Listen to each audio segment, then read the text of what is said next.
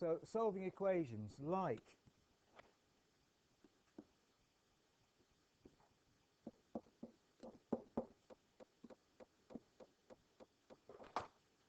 5x plus 4 equals 20. The sort of thing that we've been looking at. It involves getting rid of the extra terms on the left-hand side apart from the x, one by one. So it's exactly the same idea as rearranging the formula until you're left with x. So you ask yourself questions like, right, the left-hand side is 5x plus 4. I've got to get rid of the 5 and the 4. So what order do I do that in? Looking at x, it's been multiplied by 5 first, thinking of the laws of BIDMAS. You do multiplication first, so I times it by 5, and then I add the 4. So to undo this left-hand side, I sort of do that in reverse. The first thing to get rid of is the 4. How do I get rid of 4? Take it away.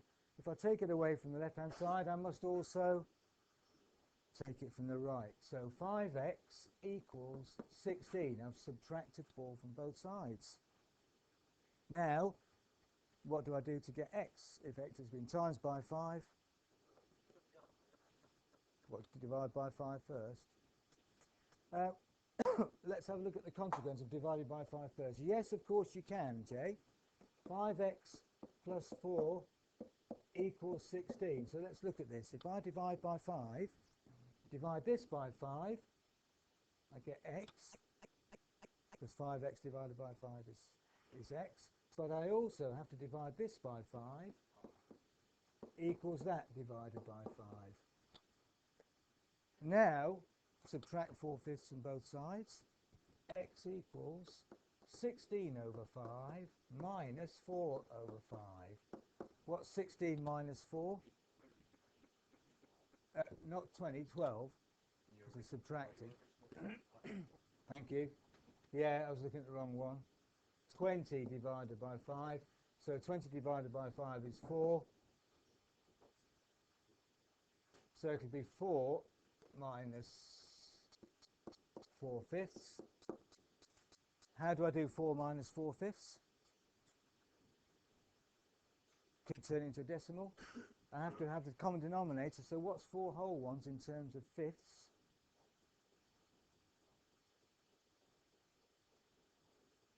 One whole one is 5/5, so 4 whole ones is 20/5. Minus 4/5 is 16/5, and whatever that is a decimal. I could do it that way, Jay, and it works, but not so straightforward. I think you'll see, as if I subtract 4 first and then divide by 5, I get x equals 16 over 5. Same answer, but a bit quicker. Yeah. Okay? So long as you do the same thing to both sides, to answer your question, yes, it will work, of course, but you can make it hard for yourself or easy for yourself. So a good rule of thumb is if there's things added, get rid of that first. And the key reason for that is if I'm going to divide both sides by 4, I must divide every term by 4. Okay, so thanks for that. So there's an equation that we've solved. And solving equations is something that you need to be able to do when it comes to the assignment and also in other areas. Okay, we're often solving these things. Yeah. So, first step. Add 8 to both sides. 2x equals 20. Second step, divide by 2. X equals 10. Algebraically quite straightforward. If I had decimal numbers in there, it wouldn't be quite so straightforward. Now let's have a look at this as another way of doing it. So just look at this for a second. Instead of solving the equation 2x minus 8 equals 12, what I'm after is the point where 2x minus 8 equals 12 on a graph. So I can plot 2x minus 8 equals y on a graph. It will be a straight line because y, there's no powers of x, so it's just a linear equation. But it would work for any equation, and that's the beauty of a graphical approach. I'll plot the graph 2x minus 8 equals y and look for where y equals 12, and that will give me my value for x. So if I go to autograph, I'll plot in, so go to the equation and enter 2x minus 8 equals y. I can't put 12, it won't solve an equation for me, but if I put the function in, there it is, then I can play around with it, so I can drag it about. Let's just drag this over here so I can see it. Okay, what's going in here? Start to play up a bit. Right. So drag the graph around, and remember I'm after when it equals 8, which is up the y-axis up there, so let's zoom out. So the zoom out button is here.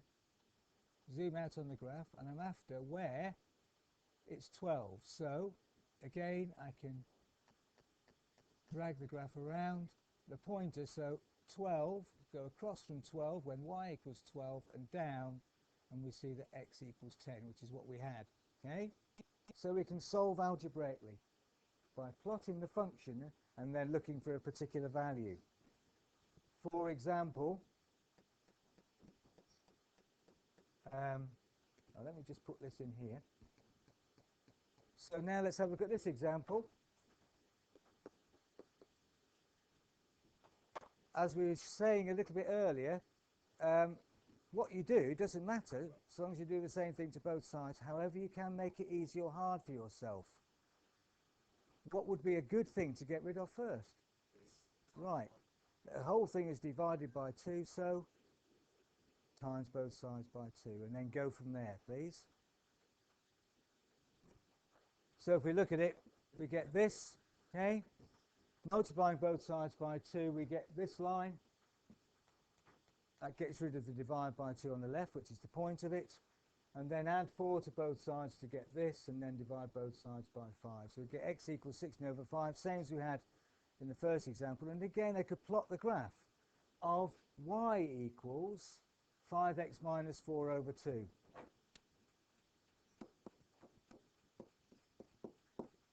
So again, I could put that into autograph, plot it, and look for where y equals 6, and then get the, okay? So equations can be solved graphically and algebraically, and for more complex equations, that's a way. If you've got access to some graph plotting software, plot the function, and the key is that when you're plotting the function, you plot the left-hand side, in this case, and find out when that equals 6. So y equals, this you replace by y, and then look for when y equals 6, and then what value of x gives you that. So you can solve that graphically. There's another situation where we can really use graphs to help us solve things, and that's when we're plotting simultaneous equations. So I want to have a look at that now.